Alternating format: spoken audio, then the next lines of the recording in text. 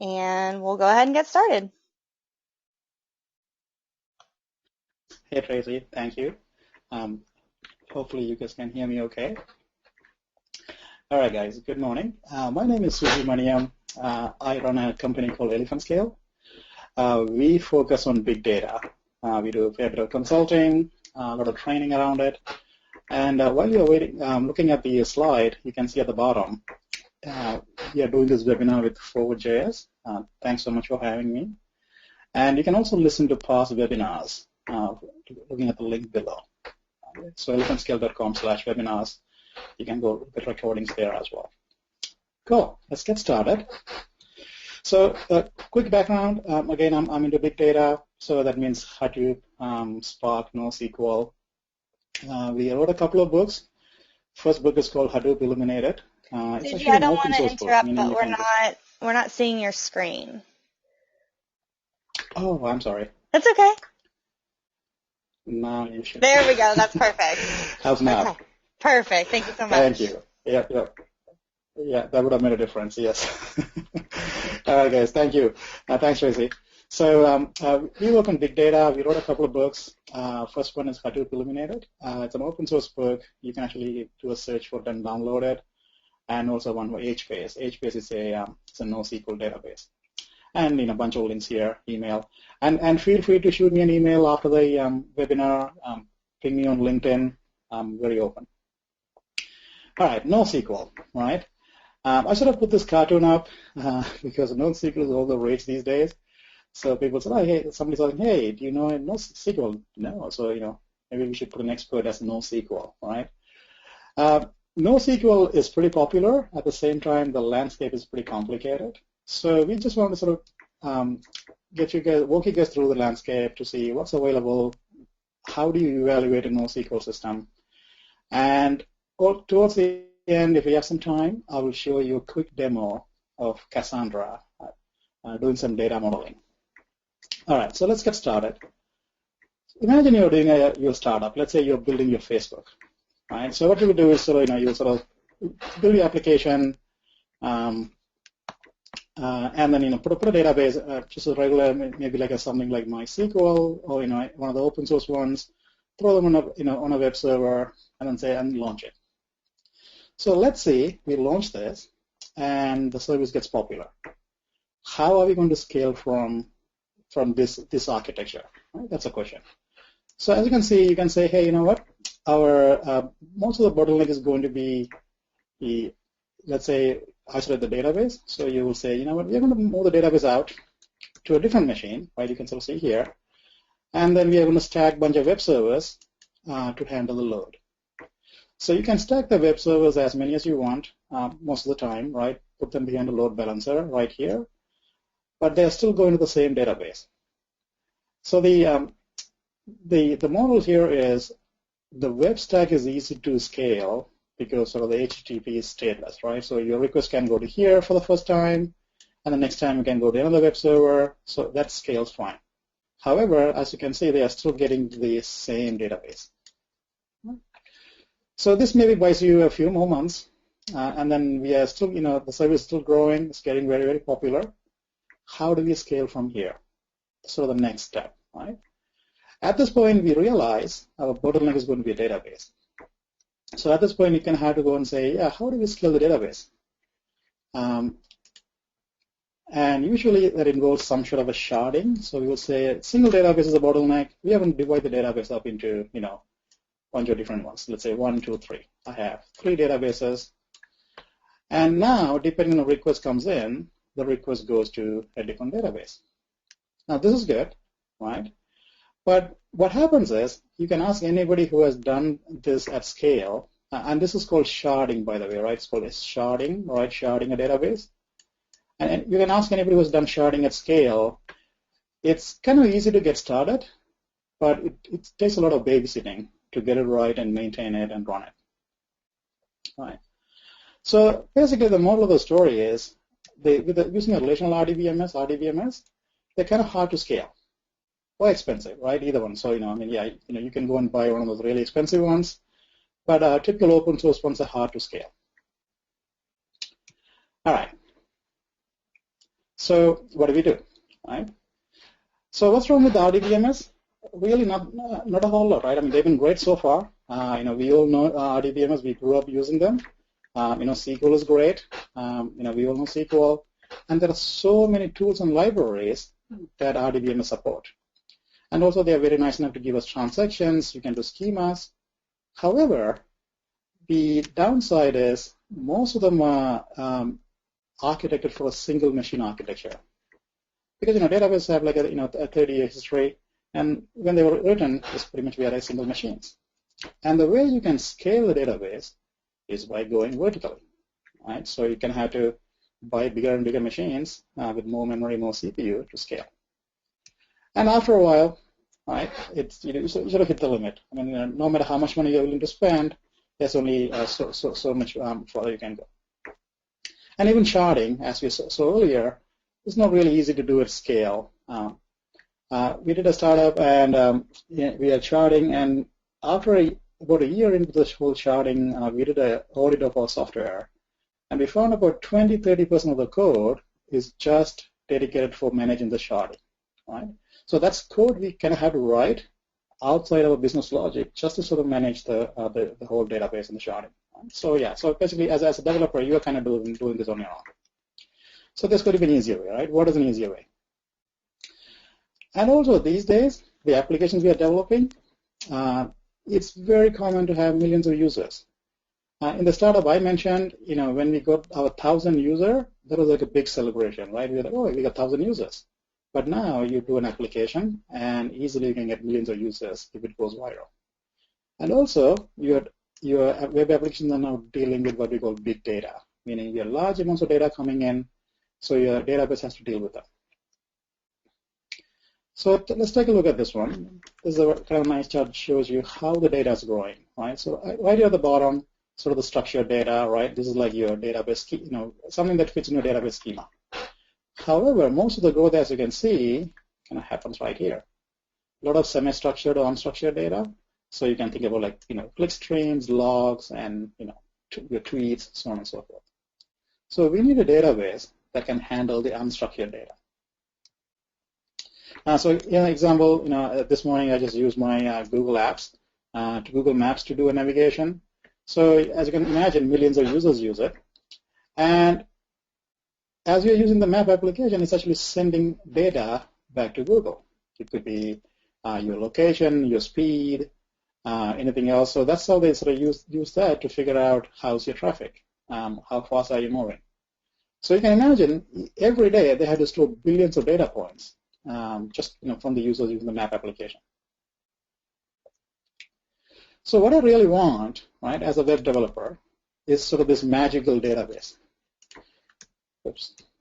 So imagine I can just read and write to the database, and the database will actually do sharding for me. It'll automatically divide the data up. It'll do load balancing for me. Always available, never crashes, right? And I can scale easily, meaning I can start small, and then I can keep expanding without any effort. So that's why it's kind of a unicorn, right? Because it's a magical data store. Surprisingly, you can actually have this by using a lot of the open source NoSQL databases, and that's what we are going to look at. And this is when sort of NoSQL comes in, right? So NoSQL is we sort of at least my interpretation is like we say not only SQL. A lot of the NoSQLs are built with one goal in mind: scale, scale, scale. Right? Because that was a pain point with RDBMS. With RDBMS, we were happy with the tools, we were happy with the schema, and everything is fine. Just wasn't scaling well. And so one of the primary goals of NoSQL is scale. And it's about the same time sort of Hadoop was getting prominent. So they took a lesson from Hadoop, and then they said, hey, we don't want to do a single machine cluster database. We want to do a database that runs on multiple machines, a cluster of machines. And even those machines, we want them to be commodity. Right? We don't want to go and buy special hardware, really expensive hardware. This should be just some simple Linux server machines we should run. And scalability, meaning we need to scale horizontally. We don't want to do the upgrade game anymore, right? We don't want to buy a machine, then upgrade in a year, or upgrade in a few months. If we want more capacity, it should be simple. We should be adding simply just expand the cluster with no downtime. right? So we can do like a live update, and then cluster will expand automatically. Fail tolerant. What do we mean by that is, imagine I'm running on a cluster. Let's say I'm running on a 10-node cluster. I lost one node crashed, one machine crashed. My database should stay up. Just because one node crashed, it shouldn't go down, right? So it's called failure tolerant. And more importantly, we also want a flexible data model. Remember the diagram we saw, we are now getting more and more data that's kind of semi-structured. So we don't want something that enforces schema rigidly. We want something that gives us flexible schema. And of course, we want to handle sort of the big data, meaning, when I say the big data, like, terabytes, hundreds of terabytes of data. We also want to read and write data without very fast, without having to wait for logs or, blocks or something. So if you can have all this, you can, but it kind of comes with a little, gotcha, right? So we have to give up some of the niceties we are getting used to. For example, secondary indexes are usually either not existent or not supported, or just a kind of a very basic functionality. Definitely no joins. So imagine if you had to go and rewrite the web application without any joins, and very little transaction support. So we gain something, scale and flexibility, but we are sort of giving up something that we sort of taken for granted with the databases. All right. So a quick recap of our ACID principle, right? This is our DB. We think about your DB 101 class: atomicity, consistency, isolation, and durability. Right? Atomicity is basically all or nothing, meaning either you do the whole transaction or you don't. Consistency is your database is always in a consistent state. Isolation is you can run multiple transactions, but they don't step on each other's toes, right? They're kind of running on their own. And durability means once you save data, your data is safe. So if you're building like a mission critical system, yeah, you definitely need ACID. Another thing about supporting transactions in distributed systems is it's really kind of hard to do, because imagine now you don't have just a single machine anymore. You have multiple nodes, all right? You have a cluster of machines that you have to coordinate. So how do you do transaction at a distributed scale? What if in the middle of a transaction, one of your nodes that crashed? So there are a lot of these things that I was taken care of. And usually for NoSQL, they say, hey, you know what, we don't support transaction because it's just too hard to do it at a distributed scale. So you would say, hey, what can I do without transactions? Right? There are applications we can build that doesn't need transaction. We'll look at them in a second. So let's go C, right? Consistency. So I'm going to look at consistency sort of a different way, right? So basically, imagine somebody's updated X from say 10 to 20. Right? And now I'm reading X. We would expect to get the latest value, which is 20. Right? That may not be the case all the time. I'll explain why. Because it depends on the consistency level, whether we have strong or eventual. You may get 20 or you may get 10. Interesting, huh? Okay, let's look at this. So let's say you go to a bank. You go to the teller, get some money out, and then come outside and go to the ATM and check your balance. Your balance will reflect the latest transaction. Right? If you took some money out, it will actually reflect you took some money out. You could have your friend, from another state check an ATM. The balance will be the same. So what we say here is it's strongly consistent, meaning every reader is getting the same value. So imagine the ATM is a reader, is checking your account balance, they're all getting the same value. Strong consistency, right? Another one, let's say you go to your coffee shop. You place an order, but you don't get the drink right away, right? So you sort of place the order here, and then you sort of go join another queue to collect your drink. Eventually, when you walk out of the coffee shop, your transaction is complete, right? So this is called eventual consistency. Let's say while you're waiting in the queue, let's say you go to a wrong order. You don't have to go back to the beginning and void your transaction and do the whole thing again, right? Because usually the baristas here serving your drink, they will fix your drink. They'll say, sorry about this, we'll do the right order. So self-correcting. So eventually, once you walk out of the coffee shop, after all is done, your transaction is complete. So two transactions, right? This is called eventual. So eventual basically means is readers will eventually catch up. For example, let's say X was updated from 10 to 20. Right? Some readers may get 20, some may get 10, depending on the time of query and some other conditions.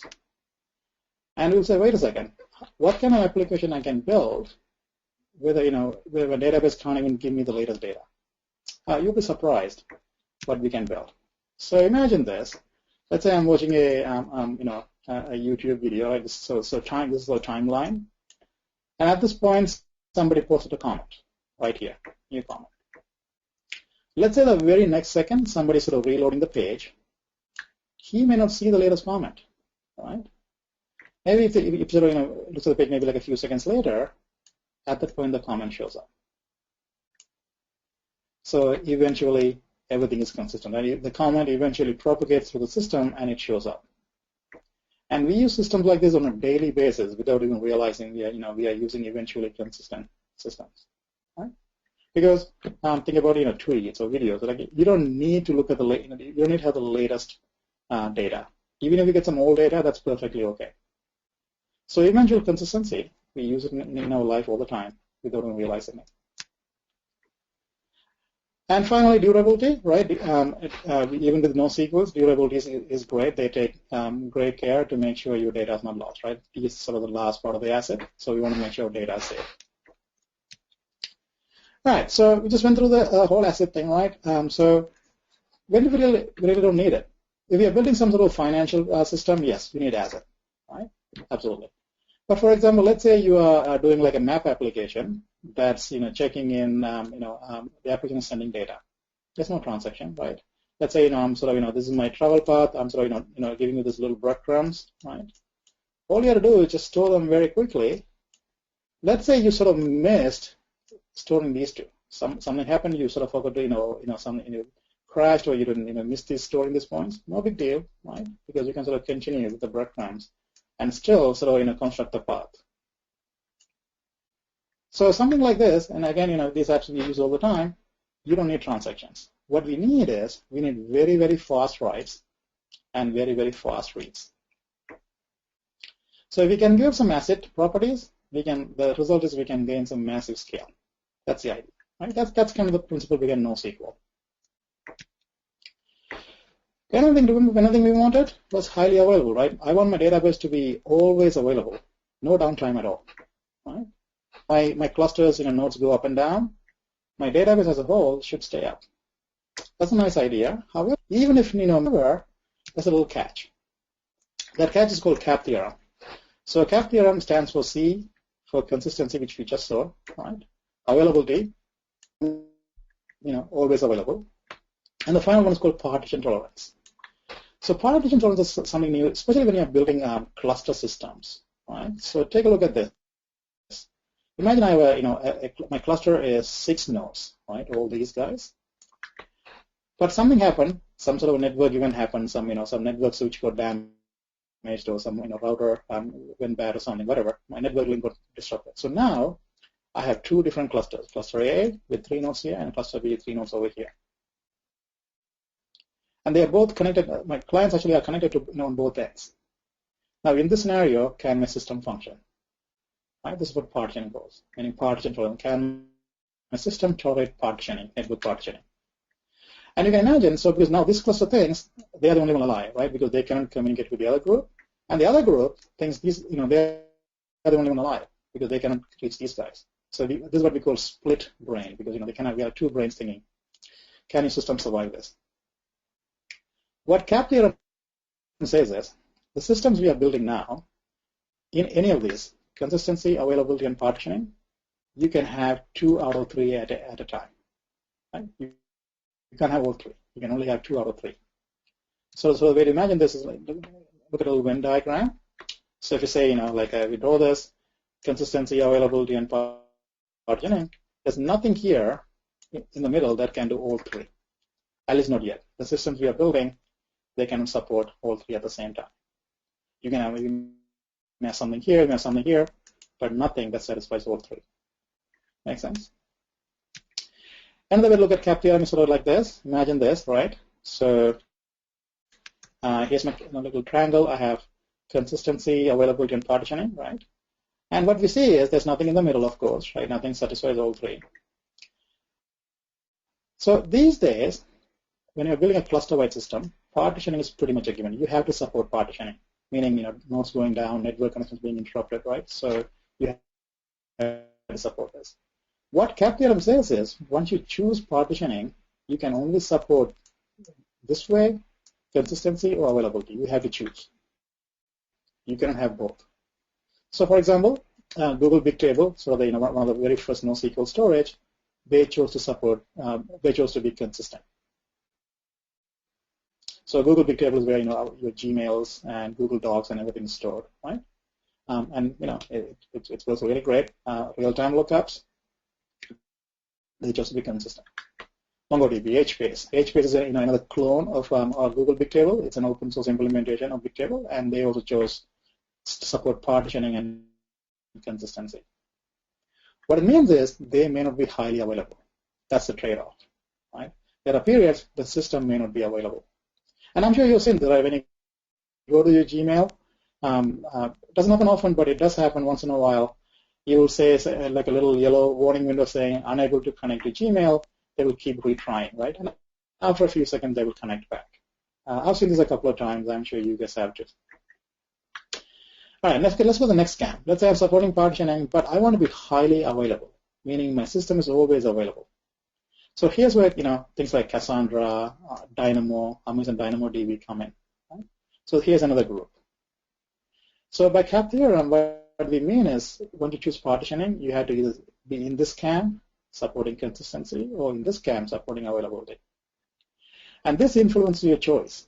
And depending on the application you're building, you need to choose one or the other, right? So for example, for email, Google chose Bigtable to be highly consistent, right? Because for email, all the readers should see the latest value. That's very important. Cassandra focused on being highly available, so they sacrificed a little bit of the consistency in doing that. So CAP theorem and the effect, I hope it's clear. Very quickly, let's look at, when you say NoSQL, there's a kind of a bunch of, we sort of bunch a lot of these NoSQLs into one big umbrella. Let's look at these different NoSQLs types. The first one is key value store, right? So this is basically, at the end of the day, a simple hash table. I put a key and a value, right, pair in, that's it, and I can pick up the value again. Basically, no indexes, right, just access using keys. And it's systems like Redis and Memcache, they are examples of those.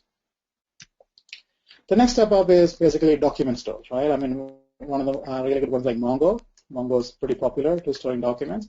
So in a database, right, you'll store data as columns, right? For example, I'll say column is a name, this is, zip code, right? We'll store data. In Mongo, what they did is there's no rows and columns, but it's a document, right? Here's a document, you sort of see a person's details, name and zip code and address. So Mongo is pretty popular. Usually they do secondary indexes and some sort of a MapReduce operations for high throughput. Scalability is sort of small to medium. And the next group is called graph databases. So graph is like your LinkedIn, right? So let's say this is you are connected to somebody, and then they're connected to somebody, right? LinkedIn, Facebook, we use them all the time. Neo and Titan are in a couple of graph databases. They're specifically built to store and handle graphs. And finally, we're going to what we call wide column database. This is where sort of Cassandra, Hbase, Accumul, all these guys come in. What I mean is like a single row, right? Imagine like a database row can have millions of columns right here. Why do we need this? We'll sort of see a little bit later because these databases are built for huge scale, so a single row can actually support millions of columns. Right? So here's the summary, right? If you look at NoSQL, we have key value, document, graph, and wide column. And this is where sort of Cassandra and Accumul, all these guys come in. Okay.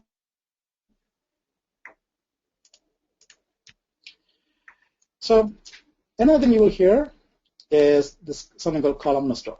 Right? So what exactly is this. So before we look at columnar store, let's sort of look at row-based store.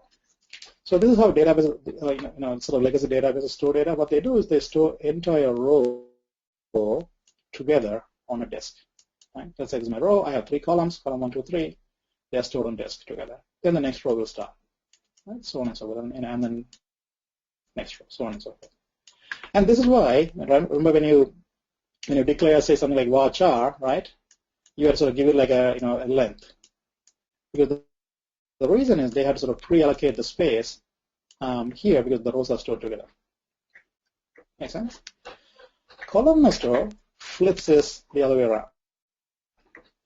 So because what happens is, imagine I'm doing a query that says I'm doing some sort of a column aggregation. Let's say I'm looking for average of column 1. So I'll go look at column 1 data here, another column 1 data here, go to the column 1 next one. So if you think about your data laid out on disk, there's a lot of seeks, all right? Your disk has to go to find this one, find this one. So there's a lot of jumping around. So not great performance.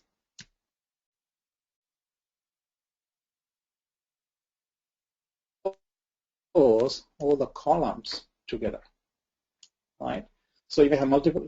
A single row data can be stored in multiple files. You can see here, right? My single row data is split up on multiple files, but each file stores all the columns together. So the beauty of this is, when I do like a column-based aggregation, let's say I'm doing like an average, right? Average of column 1. All I have to do is just go through this file, because remember this file has all the column 1s. I just go open the file and read column 1 end to end very, very fast, because I'm not jumping around. I'm not doing random I/O. So this performs very, very efficiently for column-based aggregations. So you can sort of see the difference between like a row-based, how rows are stored together, and column-based. All right, and also finally, remember we said whatever database we choose has to support big data. So let's take a look at this one. This is one of my favorite diagrams. So at the bottom layer, we have data size, right? Starting from gigabytes all the way to petabytes. On the vertical axis, we have access time or query time. So real time. So when I say real time, I mean sort of milliseconds, right? Almost immediately. So right here is MySQL. Let's say I have a few gigs of data. I dump them into my MySQL, and I can query them in real time. Perfect, right? I mean, this is kind of how most of us did our web applications. As our data size grew, we probably went to something like Mongo for looking for a little bit more scale, right? Again, if you like sort of hundreds of gigs of data, Mongo can very comfortably support, so on and so forth.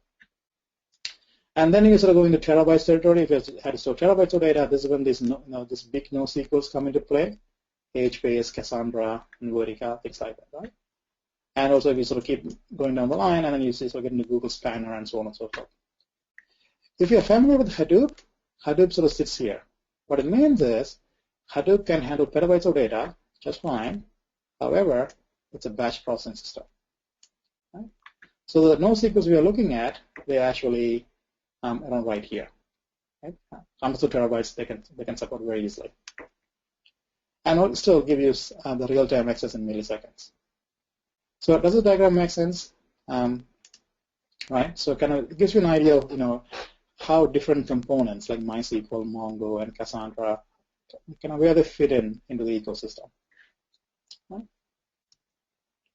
Okay. Perfect. Okay. So this is I just like this one. I just put this one in. This is like this is called numbers. Every programmer should know. If you do a search for it, you sort of see. Kind of pretty cool to see.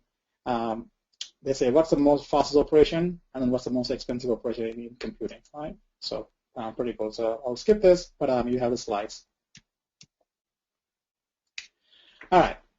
Next, so now that we sort of know the lay of the land, we say, yep. So we sort of understand the CAP theorem, NoSQLs, what are the trade-offs? How do we choose this, right? So before as a web developer, when you're choosing a NoSQL, first thing I will look at is CAP theorem is important. Okay, now that we know the implications, meaning I have to either choose this camp or choose this camp if you're going NoSQL route, right? So what it means is, do I want consistency or do I want highly availability? Again, there's no right or wrong answer here. It depends on the application.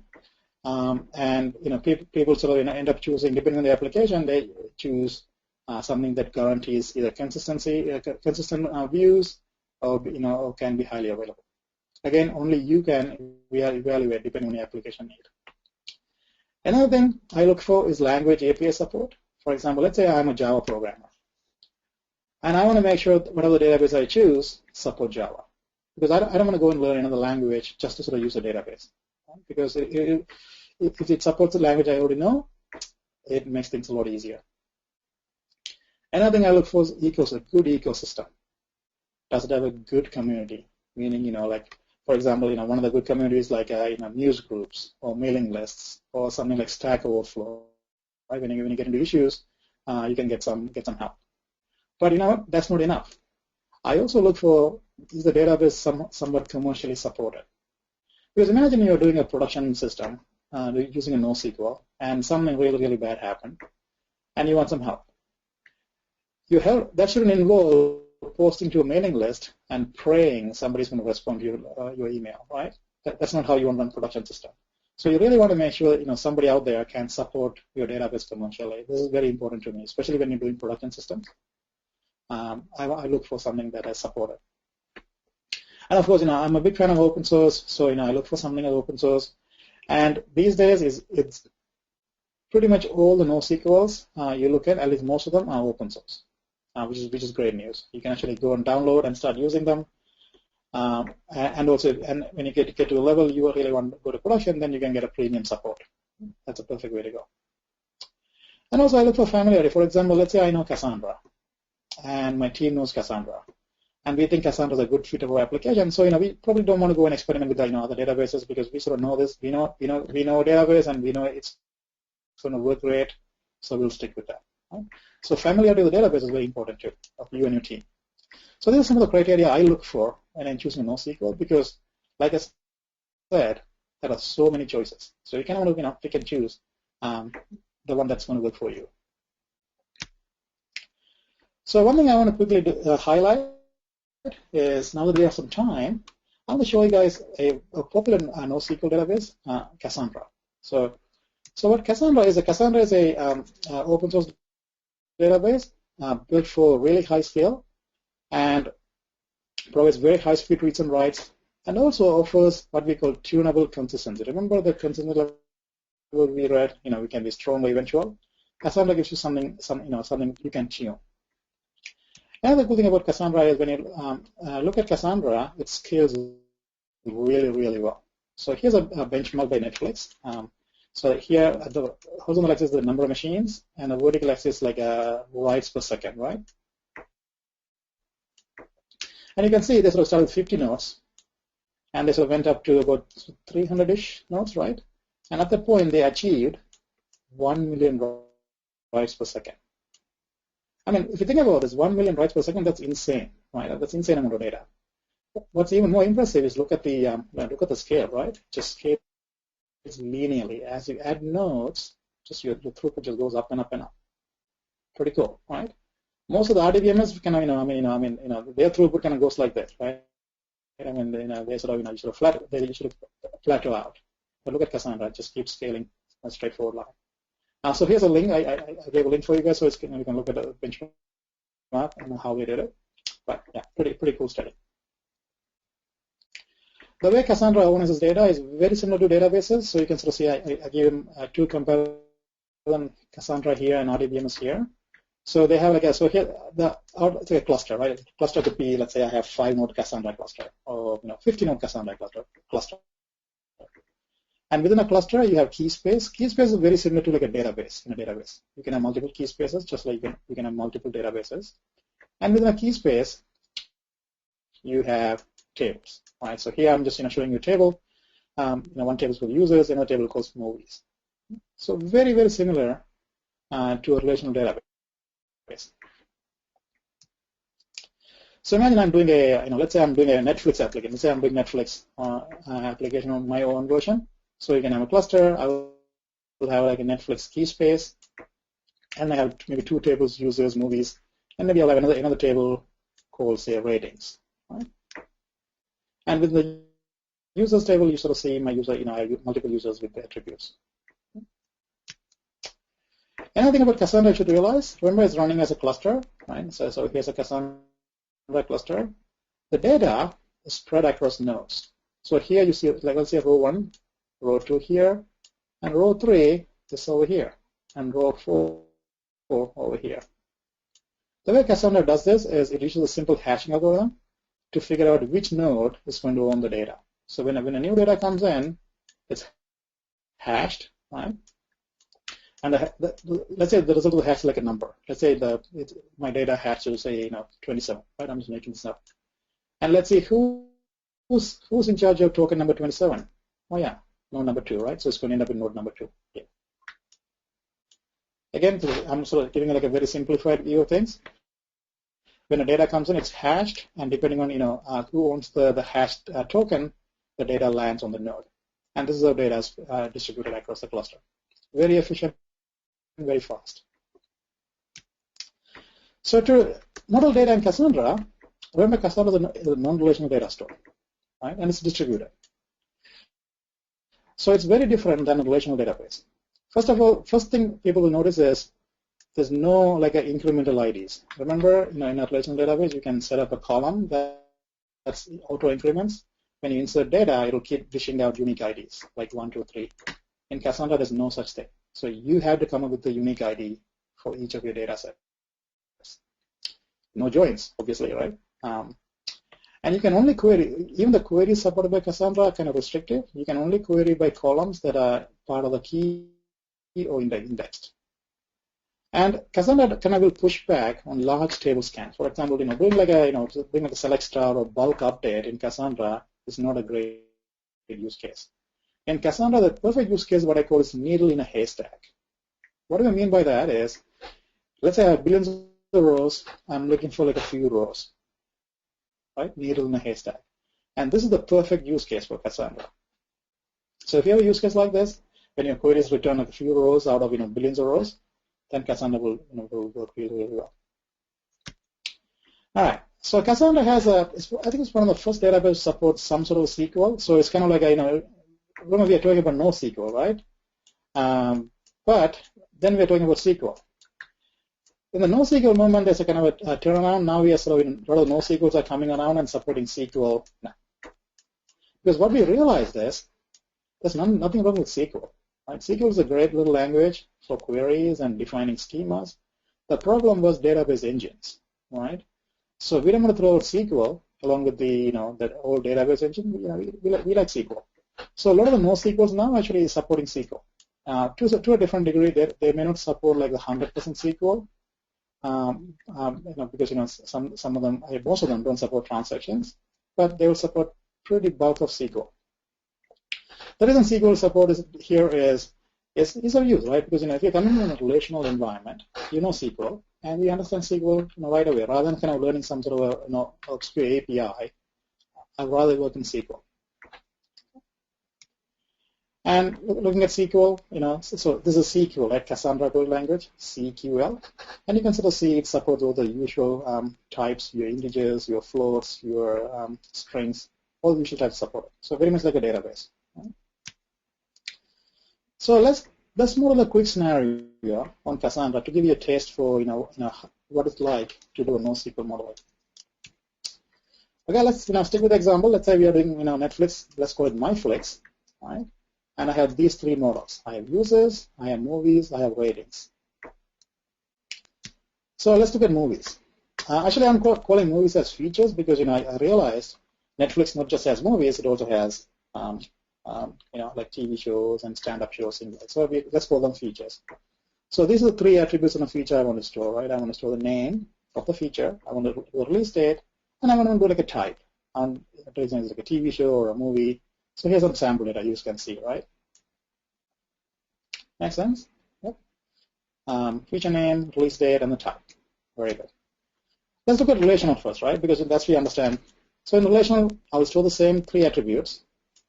I'll usually create like a fourth column. We'll usually call them ID, and then we'll make it as primary key.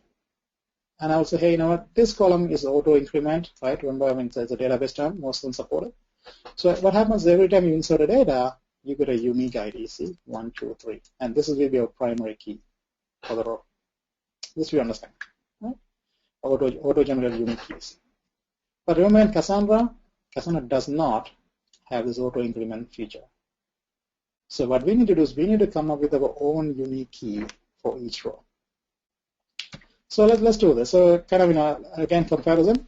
What I want to do is I don't want to, I'm going to supply a unique code for each row.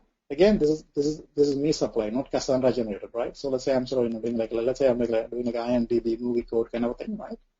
I'm coming up with some sort of a unique string to designate each row. So you can sort of see the difference. Relational database, where my unique ID is generated automatically. In Cassandra, I have to supply the unique key. When I say I, the application, right? All right, so in Cassandra, let's see how we do this table. Very much similar to MySQL. So I'm creating a table. Here are all my attributes, right? Name, type, and release date. And here's my code. I'm adding, right? Because I want a unique key. Because names are not unique, so I need something unique. So I'm adding a unique code, and I make it a primary key. And take a look at the insert example. Right? I mean, this is just SQL. Pretty cool, right? I'm inserting into a table. These are the attributes: code, name, and release date, and these are the values. I mean, this is just SQL. Nothing more, nothing less. Okay. All right. So hopefully we have some time. Let me show you guys a quick demo on this one in Cassandra. So I have like a little Cassandra cluster running right here, just a single node cluster. I'm going to use the SQL shell, and I already have a key space grid, so I'm going to use that. What I want to do is I want to create the movie tape. All right. Again, same thing you see earlier. I'm just copying and pasting the same code. All right. Very good. My table is created. And then let's insert some data. So here, again, I'm just doing some insert. Just same thing you guys have seen earlier. I'm just copy pasting it. Very good. Good. That went well. Select star from features. All right. Let's see this. Look at that. Simple SQL, and I get a nice, pretty output. Right? I mean, this just looks like a regular database. Right? I have here's my primary key, and then all the attributes. Pretty nice, huh? Let's do some queries. So let's say I'm doing a select star from features. Let's say I'm going to query by my primary key, where code equals, let's say, madman. Right? Great. Yep, that works. I got the result back. Let's say if I want to find, let's say, all the TV shows. All right? So I'm going to say same query, right?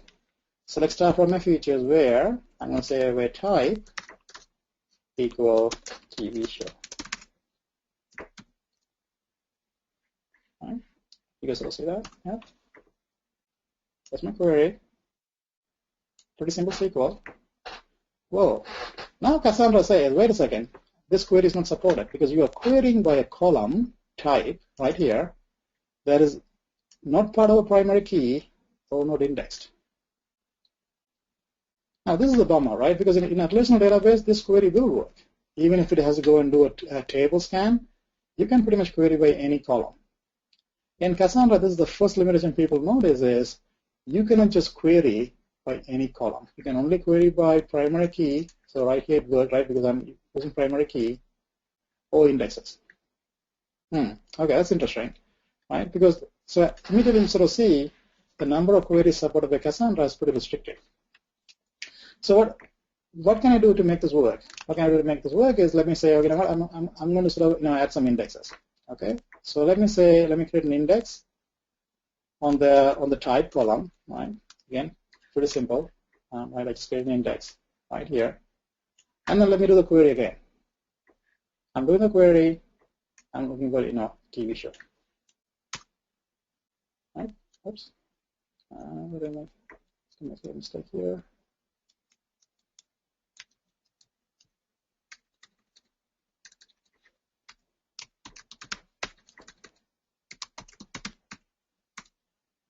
All right. Okay. So I ran into a bug what I had was I sort of deleted the table earlier and then recreated the table, and it's actually caching the old table, and it's not giving me any results. All right, sorry about that. All right. So what it'll do is, but you can see, it's not actually giving me an error. It's actually looking at the data, but it's actually got a stale data. All right. Again, I sort of hit on a bug on Cassandra. But if you look at the select star, you see all my data is here. Right. It's just my indexes are not returning the data because I dropped the data earlier. All right. Sorry about that. All right. But trust me on this one. After the indexes, you can see the query will go through and it will work. So this is okay, right? I mean, so now I can just keep creating indexes to query by the columns. But in Cassandra, indexes work very, very differently than a relational database. The indexes in Cassandra, we say they are slower than a relational database. So we always advise people not to use indexes as a primary query source. Let me just quickly reboot this real quick. So clear the cache. I'll log back in. All right. Now, next thing is, let's say I want to model ratings. So what we learned from the previous example is we cannot just query by any column. The column has to be indexed, right? And we cannot just go and create index all the columns because that will make queries very slow. And there are some other ways of dealing with this. I'm going to show you guys this in the next step. Let's look at ratings, right? Users are going to rate movies. So, a user rates movies 1 to 5. And we want to make sure there are no duplicates, meaning a user can only have one rating for a movie, meaning no duplicates. So how will we do this? Right? In a relational design, this is kind of how we do it, right? We'll kind of create a table like this with users and features and ratings, right? And here's our data.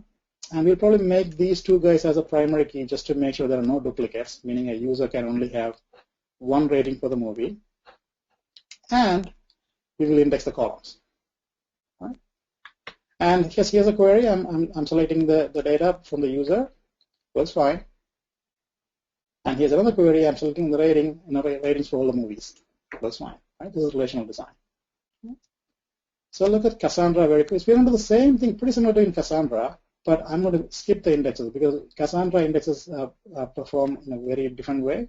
So we're going to create the same key with without the indexes. So take a look at this one, ratings table. I have user, feature, and rating. My primary key is now a combination. It's not like a single attribute anymore. It's actually a combination. I'm combining user and feature.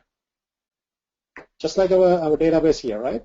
Where I've made user and feature as the primary key is pretty similar in Cassandra as well. Okay. And we'll insert some data and then we can query them. Okay. So let me show you let's see the database back up.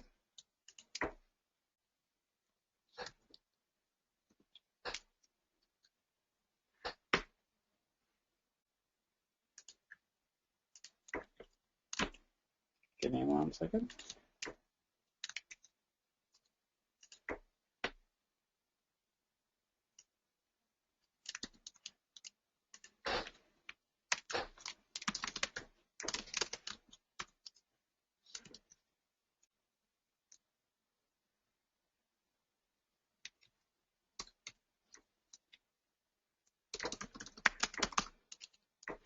Okay, good. Go back in.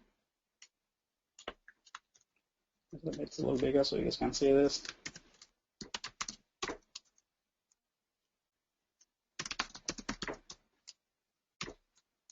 All right. There you go. So, here are my index queries, remember? That were returning 0 results earlier. Now they are returning actual data. So when I do a movie, I see the movie back. Only movies getting back. And this is using the indexes, right? Perfect. All right, same thing. I'm going to create a ratings table. All right, and here's my ratings table. Just copy paste. Again, I'll share the script with you guys, so there's no need to write anything down. So it's pretty simple. 3 attributes: user, movie, and rating. My primary key is a combination of user and feature. All right. Let's insert some data. Right. Let's do some query. Oh. My table looks great, right? I have users, features, and ratings. Right, very good. Let's do some query. All right, I'm selecting the rating by user. Yep, great. I want to see all the ratings by user 1. Perfect. Now I want to see all the ratings by a feature. Right. And then it comes and says, wait a second, I can execute this query, you need to sort of do it, blah, blah, blah. So this query is being rejected. That's interesting, right? I mean, because we made user and feature, but I can only query by user, but not by feature. What's going on is Cassandra actually allows querying by the primary key, but only the first part of the primary key. As you can see, feature is sort of the second part of the primary key, and so queries by that are going to be very slow. This is interesting, right? Because now what do we do? Because it's efficient. I do want to query by feature. I can make an index on the feature, but that's slow too. So the approach Cassandra recommends is, and so I'm just a screenshot of the the user, right? By user is okay, by feature is not okay. So what we are going to do in Cassandra is we create another table. Aha. So I'm calling ratings to same attributes, right? But the primary key, you can see instead of user and feature as before, that's what before here I'm doing feature and user first. Because why? I want to query by this attribute all the time. That's interesting, isn't it? Same data, but my primary key is flipped. So let's try this and see what happens, right? So I'm going to create another table called ratings to same attributes, except my primary key is actually flipped. My feature is the first part of the primary key. Let's insert some data. The same data I'm inserting the second table as well. Right. And then let's do some queries. So let's see the data. Remember, I'm querying ratings number 2, right? Ratings 2, all the data is here. Now ratings 2, let's do where feature is equal to say F2. Cool, that works. Right now I can query by feature all the ratings for all the one movie. What about user? What about I go back here and say, show me where user equal U1? No. Right? So now you're going to sort of see a pattern, right? When you have a table defined, it's very easy and very fast to query by the first part of the primary key. So what we are doing is we're actually creating tables per query. Next, so here's a screenshot from the ratings table. I can query by feature, but not by user. So this is an interesting take from Cassandra. In Cassandra, what we do is we actually create tables to answer query. Because in a database, we usually say we have the data, we do a model, and then we do query. We can slap on indexes. But in Cassandra, we need to know the query first, and then we model the data, model the schema, and then data. Right? So need to know the queries beforehand before designing schemas, right? Because in Cassandra, queries are restricted. You can't just column by random. You can just query by random columns. Indexes, yes, indexes are there in Cassandra, but we recommend use them sparingly. We don't treat them like a database index because they work very differently. So again, what we showed you guys is like don't be reluctant to create new tables. If somebody comes and say I want to query by a new attribute, usually the recommended practice is to create a table with that attribute as a primary key. Right? And also remember, even though we haven't looked at it here, there's no joins, so we want to actually denormalize the data. But the most important takeaway for you guys should be in Cassandra. This is important. You need to know the queries first. And then don't be afraid to create specific tables to answer specific queries. Right? So that's kind of like kind of the Cassandra way, right? Because as you can see, if I want to query by user, I am querying the ratings table. But if I want to query by a feature, then I have to query the ratings 2 table. So 2 different tables, right? Have the same data, 2 different tables. All right, guys. So we kind of quickly went through this very quickly. So now, let's see if you have any questions. We have about 5 minutes. Let's see if you have any questions we can answer.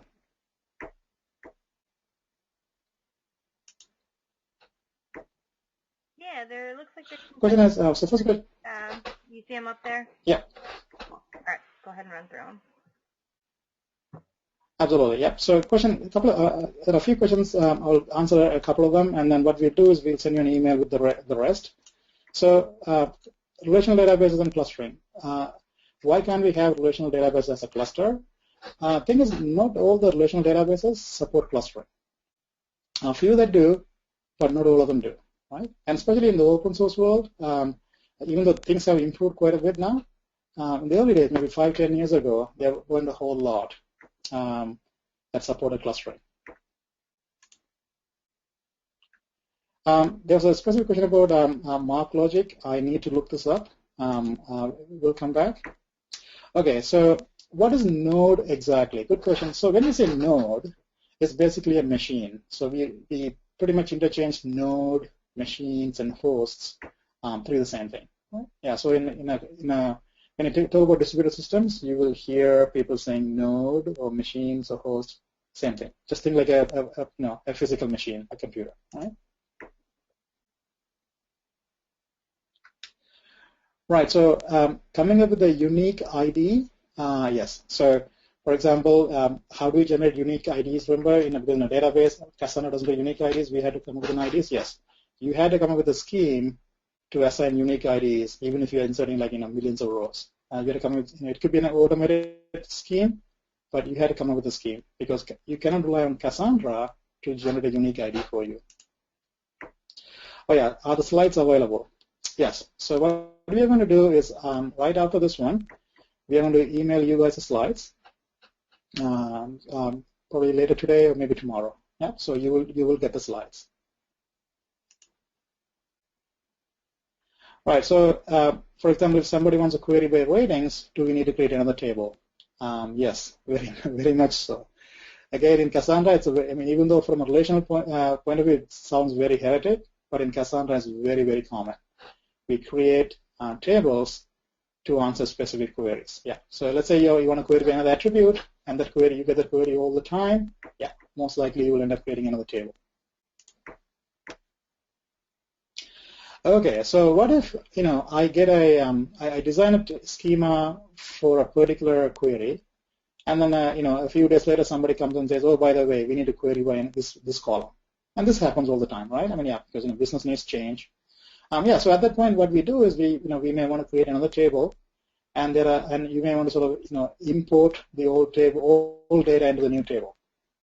Right? So when the query comes in, it will have all the data. Yeah, so it's not as simple as slapping on an index. You have to kind of create a table, import some old data, but yeah, that's the way to go. So this is where we we really emphasize you kind of have to know the queries beforehand. Even though that's not always possible, we sort of emphasize should really make an effort. Duplicate data, very good. Yeah. So question about what if I keep inserting the data over and over again? In Cassandra, it does dedupe for you automatically. It will not create duplicates. For example, if you insert the same data with the same key, it will overwrite the previous data. Right. So there's no dupes, and there's no errors. Right. Cassandra will happily overwrite the previous data. If you reinsert the same data set. All right, guys, so let's do this. We are sort of 2 minutes over the time, right? And I want to respect because we'll end by 11 o'clock. What I would do is I will kind of go through these questions and we'll send you a quick email after this with slides. Does that make sense? Okay, perfect. All right, guys, again, thank you so much for attending the webinar. What we are going to do is we are done for it now. I will send you guys a follow-up email by end of today.